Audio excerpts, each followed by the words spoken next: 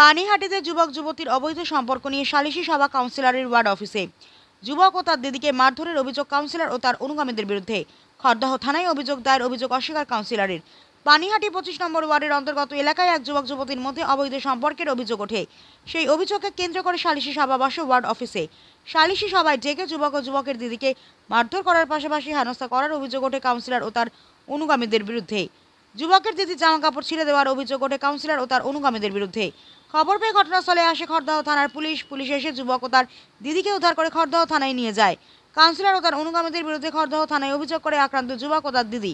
মারধরের ঘটনা অস্বীকার করার পাশাপাশি অভিযোগকারীদের বিরুদ্ধে পাল্টা অভিযোগ করেন কাউন্সিলর হিমাংশু দেব। কি জন্য বলুন? কে মেরেছে? আমাদের এখানে পার্টি অফিসে ঢুকিয়ে, এই পার্টি অফিস দেখে ঢুকিয়ে দেখাচ্ছে। কে আমাদের এখানে হিমাংশু কাপুর তার লোকজন আমাদেরকে মারছে। কাউন্সিলর? হ্যাঁ, ঘর থেকে ডেকে নিয়েছে। কেন জোর করে করতে হবে। কি করতে হবে জোর করে? আপনি যে অভিযোগটা আপনি শুনেছেন, কি জোর করে করতে হবে? কাকে? ওই যে ভদ্রমহিলাকে বিয়ে করতে। আচ্ছা দেখুন মেরেছে তো, দেখুন আচ্ছা দেখুন। আপনার নাম? সুমিত দাস। কে মেরেছে? যে দীপ্তান ঘোষ বলে একজন আছে, সে বসে আছে। তার এখানে মারামারি হচ্ছিল, আমি নাকি ভিডিও করেছি, আমি নাকি কাউন্সিলর হিমাংশু দেবের ভিডিও করেছি, কিন্তু আমার ফোনে এতক্ষণ ফোন আটকে রেখেছিল, কিন্তু কোনো ভিডিও ওনারা পাইনি। পেয়েছো তোমরা কোনো ভিডিও আমার ফোনে? ইয়েস অর নো বলো। তুমি পেয়েছো কোনো ভিডিও? পাওনি। মিথ্যা কথা বলে আমার ফোনটা নিয়ে আমাকে অত্যাচার করেছে ওই যে ঢুকে গেছে। দাঁড়ান টানাটানি করবে না, দাঁড়ান। হ্যাঁ ঠিক আছে। তার সাথে প্রত্যেক আমার মাকে মেরেছে। অসুস্থ। কি জন্য কেন জোর করে? আপনার দাদার বিরুদ্ধে অভিযোগ যে মেয়েটার সাথে সহবাস করেছে, এই অভিযোগটাই একদম 100% মিথ্যা। কিছু করেনি। আমরা প্রমাণ দিলে, আমরা বলেছি যদি প্রমাণ দেয় তাহলে আমরা রাজি আছি। মেয়েকে প্রমাণ দিতে বলুন সহবাসে। হ্যাঁ, তাহলে আমি কি রাজি আছেন? বিয়ে করতে রাজি আছি, বলুন সহবাস করছি। প্রমাণ দিই। কোন হোটেলে নিয়ে গেছি, কবে নিয়ে গেছি জিজ্ঞাসা করুন। আমরা বলে দিচ্ছি 2 দিন গেছে আমার দাদা দেখা করতে। 1 মাস সম্বন্ধ দেখা হয়েছে। 1 মাসের মধ্যে কথা বলে, এখনকার যুগে সবাই কথা বলে ফোন করেই এগোয়, দেখা করেই এগোয়। সেই প্রসেসেই আমরা এগোচ্ছিলাম, কিন্তু মাঝখানে আমরা ওনাদেরই একটা আত্মীয় আমাদের ফোন করে জানায় মেয়েটি ভালো নয়, মেয়েটির বাজারে মার্কেটে অনেক লেন আছে, দেনা আছে, ধার দেনা আছে, মেয়েটির স্বভাব চরিত্র ভালো না।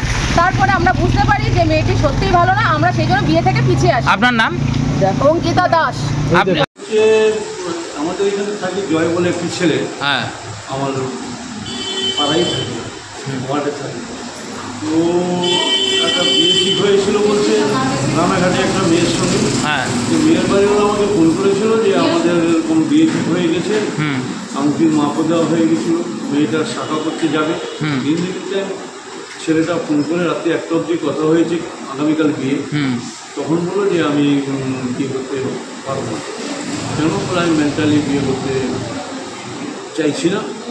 বললো যে তখন মেয়েটি বললো আমাদের সব ঠিকঠাক, হঠাৎ আমাকে বিয়ে করবে না বলছে। তারপর আমি তখন সেদিন আমি পুরী চলে যাচ্ছি।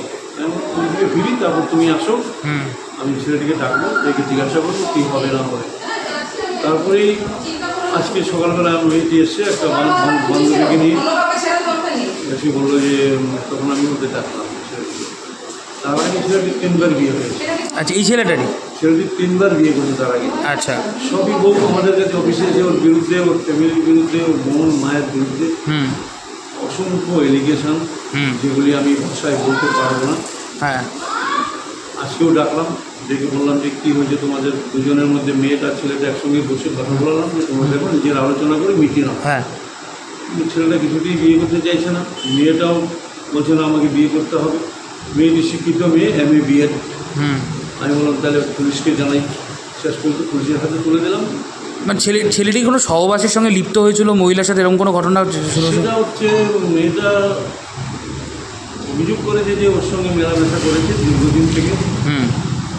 1 মাস 1.5 মাস ধরে যাতায়াত, দুজনের সঙ্গে ঘুরতে যাওয়া, মন্দিরে যাওয়া, সব ঘটনার কথাই বলেছে। এটুকুই তো।